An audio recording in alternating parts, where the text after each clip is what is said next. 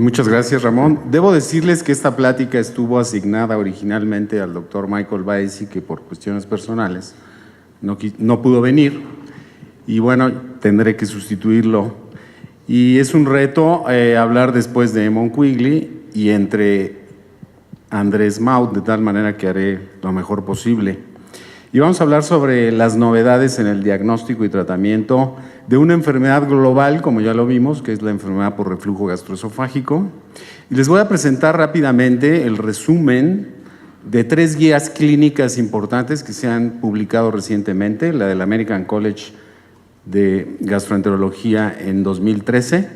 La Asociación Mexicana de Gastroenterología hizo unas guías para el tratamiento y diagnóstico de la enfermedad por reflujo que fueron publicadas el año pasado, y el reciente consenso de Oporto sobre la medición o el monitoreo del reflujo gastroesofágico, que se ha publicado este año y del cual el doctor Andrés Maut fue participante.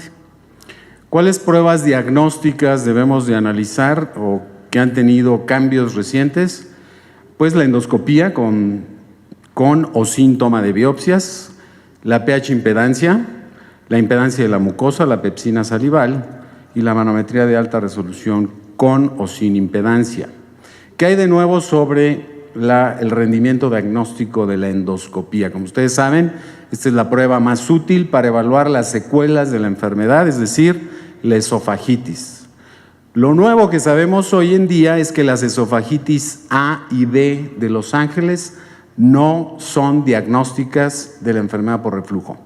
¿Por qué? Porque ocurren en sujetos asintomáticos. Las estadísticas muestran que este tipo de esofagitis puede ocurrir en sujetos sin síntomas y la variabilidad interobservador para detectar esofagitis grados A es muy importante y por lo tanto en el consenso de Oporto se ha definido que este tipo de esofagitis requieren evidencias posteriores de demostrar enfermedad por reflujo, por ejemplo, pH-metría con impedancia.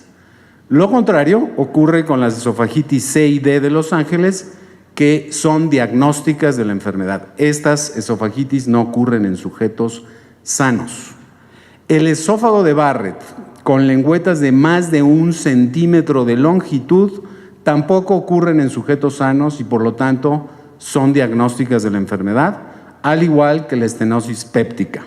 Entonces, estos son los conceptos nuevos en endoscopía. Ustedes saben que la biopsia de esófago debe ser obligadamente tomada ante la sospecha de esófago de Barrett o esofagitis eosinofílica.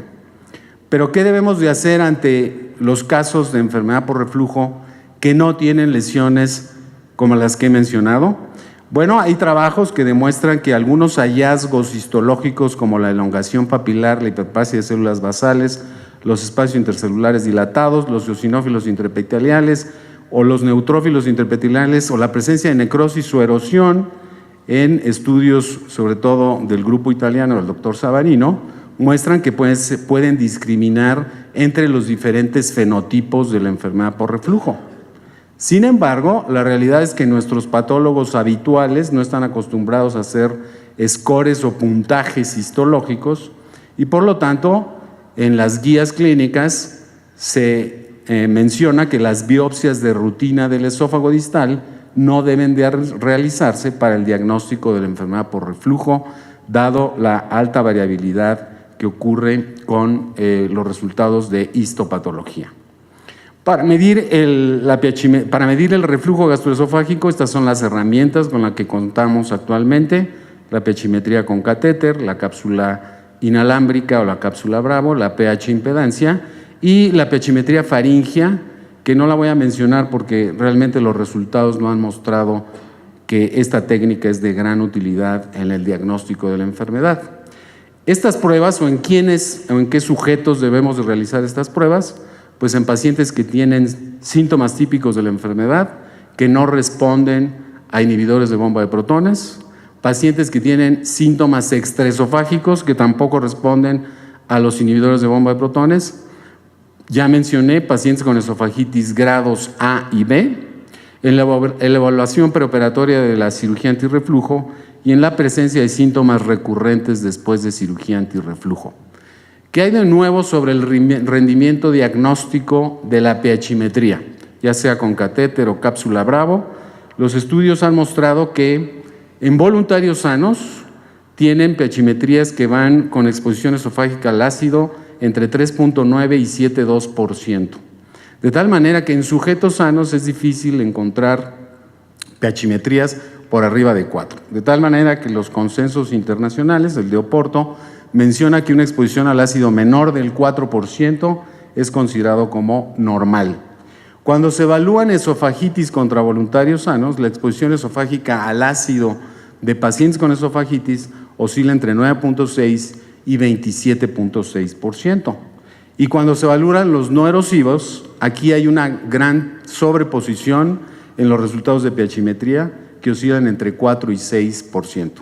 De tal manera que se considera hoy en día una pHimetría patológica cuando hay una exposición al ácido mayor del 6%, y cuando tenemos resultados entre 4 y 6, estos pacientes requieren mayor evidencia de tener la enfermedad por reflujo. Otro consenso internacional es que debemos de usar la exposición esofágica al ácido medida por el porcentaje de tiempo de pH por debajo de 4 como el parámetro más útil para diferenciar el reflujo normal del patológico.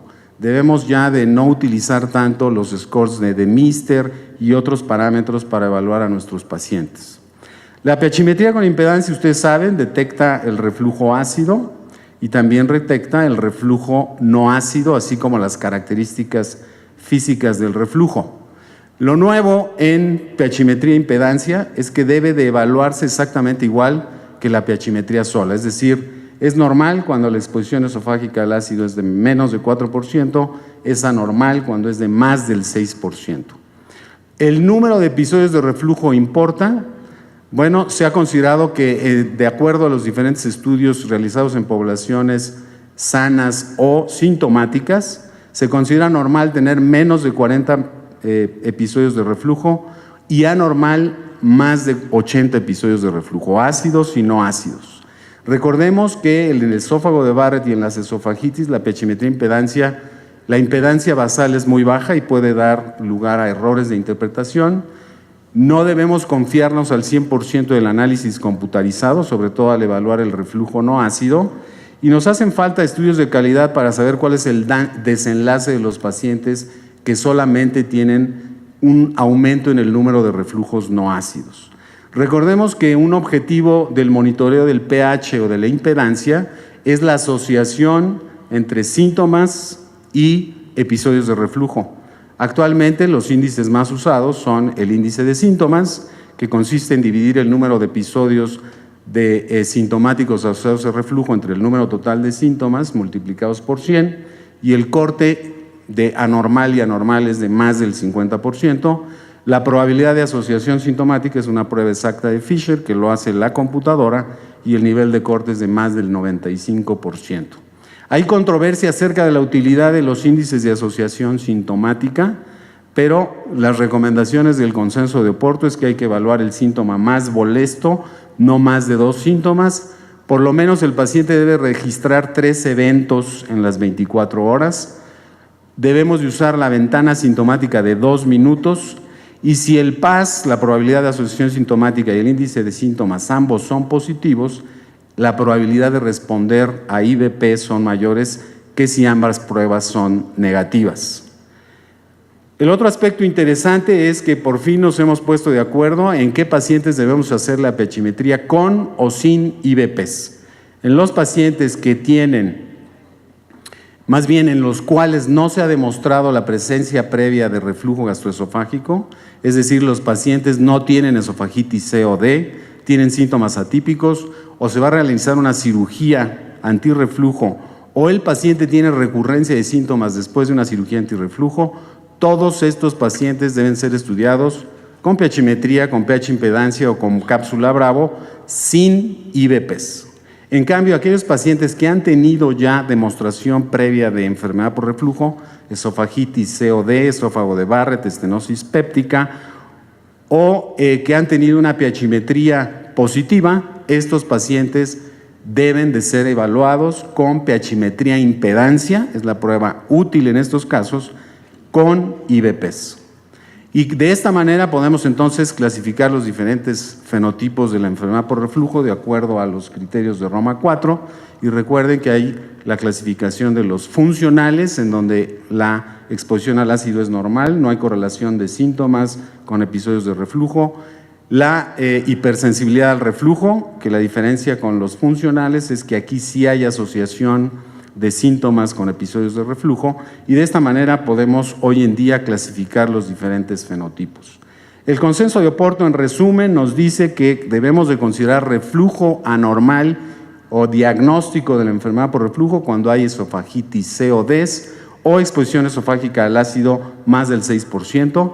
Debemos de considerar a un paciente como normal o negativo que no tiene reflujo cuando tiene una endoscopía normal y exposición esofágica al ácido menor del 4%. En aquellos pacientes que tienen entre 4 y 6% hay que hacer más estudios. Y actualmente con la pH-metría impedancia tenemos estos índices, que es el PSPW, que es la peristalsis inducida después de un episodio de reflujo y que consiste en la identificación de un episodio, de una deglución después de un episodio de reflujo, y este intervalo debe de ser de menos de 30 segundos. Y el grupo italiano, el doctor Frassoni, nos ha demostrado que cuando dividimos el número total de PSPs entre el número total de episodios de reflujo, tenemos el índice PSPW, que menos del 61% tiene una sensibilidad y especificidad diagnósticas bastante apropiadas. Y el otro parámetro que estamos usando actualmente es la medición de la impedancia basal, que de manera práctica la podemos hacer midiendo el promedio de la impedancia basal nocturna en un trazo de 10 minutos. Tenemos que ver en donde no haya caídas de pH, no haya degluciones, etcétera, valorar a la 1 de la mañana, a las 2 y a las 3 de la mañana la impedancia basal, promediarla, y eso es lo que se conoce como promedio de la impedancia basal nocturna. Y vean ustedes cómo la impedancia basal y el PSPW y la exposición esofágica al ácido tiene una correlación negativa significativa.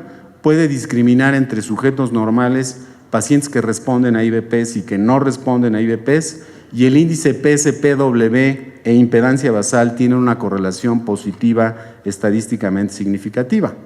Ustedes saben que el doctor Baesi ha desarrollado, y también el grupo del doctor Smout en Holanda, han desarrollado la impedancia basal. Este catéter, que tiene varios anillos de impedancia, se colocan durante una endoscopía sobre la mucosa, nos puede medir la impedancia basal. El grupo del doctor Baesi ha demostrado que esta prueba puede discriminar entre pacientes con reflujo, de aquellos con acalasia, de aquellos que tienen pirosis funcional y de aquellos que tienen esofagitis eosinofílica. Y vean ustedes cómo el rendimiento diagnóstico de la impedancia de la mucosa parece ser inclusive mejor que la pH-metría con catéter o con cápsula Bravo. De tal manera que esta es una prueba promisoria. La pepsina salival parecía una prueba muy útil, una prueba no invasora, tomando muestras de la saliva en una plaquita que parece como prueba de embarazo.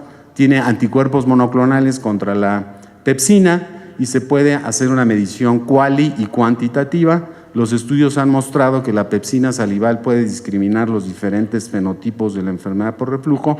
Sin embargo, no hay consenso acerca de cuáles son los puntos de corte, y esta prueba todavía está sin comercializarse. La manometría de alta resolución en la enfermedad por reflujo solo debe de utilizarse en la evaluación preoperatoria de los candidatos a funduplicatura, con el objetivo de descartar trastornos motores graves, acalasia, obstrucción funcional o escleroderma. Pero también el grupo de Ámsterdam del doctor Smout ha demostrado que esta técnica es muy útil para detectar los eructos y clasificarlos en gástricos y supragástricos.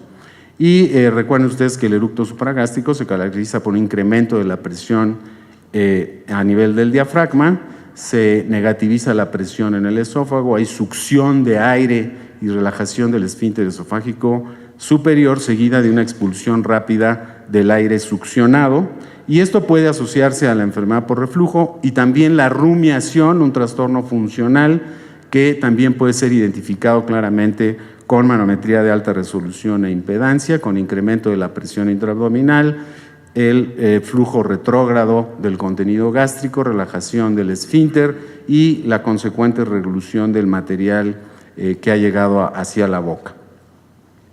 En relación a los tratamientos que hay de nuevo, pues tenemos ya en vista y pronto llegarán a México los PCAPs como el vonoprazan. Vamos a hablar un poco sobre el Esofix, el Stretta, el Lynx, el Endostim y algunos datos sobre la funduplicatura. El vonoprazan es un bloqueador de ácido potasio competitivo que ha demostrado tener una inhibición de ácido mucho más rápida y potente. Esto lo demuestran los estudios que comparan vonoprazan a un día contra esomeprazol y contra rabeprazol, y ven ustedes como a la primera dosis vonoprazan eleva el pH intragástrico por arriba de 6 de manera muy rápida y a los 7 días inclusive es superior. Parece ser que este medicamento hace una gastrectomía, prácticamente al paciente lo deja sin ácido. Y recientemente en la DDW se acaba de presentar un trabajo de vonoprazan en enfermedad refractaria. Pacientes que recibían doble dosis de inhibidores de bomba de protones fueron tratados con 20 miligramos de vonoprazan una vez al día y como ven ustedes, este medicamento es capaz de mejorar la refractariedad a los inhibidores de bomba de protones. La funduplicatura transoral sin incisión o Esofix no se realiza en México. Este es un dispositivo especial con un endoscopio también especial y al principio los resultados fueron alentadores, pero vean ustedes, los estudios a largo plazo muestran que el efecto de esta funduplicatura endoscópica pierde efectividad y realmente parece ser que no es un tratamiento promisorio. La radiofrecuencia se ha utilizado en México y los estudios observacionales fueron bastante promisorios con control de pH y de los síntomas, de la calidad de vida de los pacientes, pero cuando se analizan en revisiones sistemáticas y metaanálisis los ensayos clínicos controlados con radiofrecuencia, vean ustedes cómo esta técnica no es tan efectiva como se pensaba, de tal manera que yo la pongo en duda como un procedimiento efectivo en la enfermedad por reflujo. El Lynx, este procedimiento que utiliza esta banda de cuentas magnéticas que se coloca mediante una funduplicatura a manera de un anillo en la unión esofagogástrica que impide el reflujo y permite la deglución, ha demostrado en diferentes estudios cómo a largo plazo controla efectivamente los síntomas y la exposición al ácido y reduce el consumo de inhibidores de bomba de protones. Ya se han reportado complicaciones de migraciones de este anillo magnético, sin embargo, está próxima a venir a México, parece ser un procedimiento promisorio. Unas palabras sobre la cirugía antirreflujo, y creo que aquí tenemos varios cirujanos que realizan esta operación. La funduplicatura tipo Nissen, el procedimiento de elección, pero han salido dos estudios interesantes respecto a los desenlaces con la funduplicatura. Quiero presentarles este del doctor Ronnie Fass, en donde demuestra que en los Estados Unidos la frecuencia de funduplicaturas va hacia la baja, y vean ustedes cómo cerca del 80% de los pacientes operados terminan reutilizando inhibidores de bomba de protones. Y este estudio reciente, publicado en una revista muy prestigiada, que es el JAMA, muestra también en una gran cohorte de pacientes sometidos a cirugía antirreflujo, que la cirugía antirreflujo, después de algunos años, sobre todo durante los primeros 2 años, 17% de los pacientes tienen recurrencia de los síntomas. Muchos de ellos terminan cerca del 80% tomando inhibidores de bomba de protones y otros por herniación de la funduplicatura terminan siendo reoperados. De tal manera que de esta plática los mensajes para el consultorio son que si tenemos esofagitis A y B, cuidado, estos pacientes no los deben de mandar automáticamente a funduplicatura. Estos pacientes pueden tener un diagnóstico equívoco de enfermedad por reflujo y requieren ser sometidos a monitoreo de pH. Las esofagitis C y D y el esófago de Barrett o las estenosis pépticas son diagnósticas de la enfermedad. Una exposición esofágica al ácido de más del 6% establece el diagnóstico de la enfermedad. Cuando tenemos exposiciones al ácido entre 4 y 6, requiere de más evidencia de la enfermedad. Cuando un paciente no tiene evidencia previa de la enfermedad, tiene manifestaciones extraesofágicas o va a ser sometido a cirugía antirreflujo, debe estudiarse sin IVPs. Y cuando hay una evidencia previa de enfermedad por reflujo y el paciente no responde a los IVPs, el paciente debe estudiarse con pH impedancia con IVPs. El vonoprazán, este inhibidor competitivo de potasio, parece ser una alternativa en no respondedores a IVPs. Son muy potentes la inhibición, esperaremos también efectos colaterales, veremos qué pasa en el futuro. La funduplicatura hay que hacerla solo en pacientes bien seleccionados y no es la panacea. Ya les mostré cómo hay recurrencia de la enfermedad. El ESOFIX, desde mi punto de vista, tiene muy pobres resultados a largo plazo. La radiofrecuencia tiene una eficacia dudosa. El INCS es un procedimiento prometedor, así como el Endostim. El Endostim requiere de ensayos clínicos controlados que están en curso en los Estados Unidos. Gracias por su atención.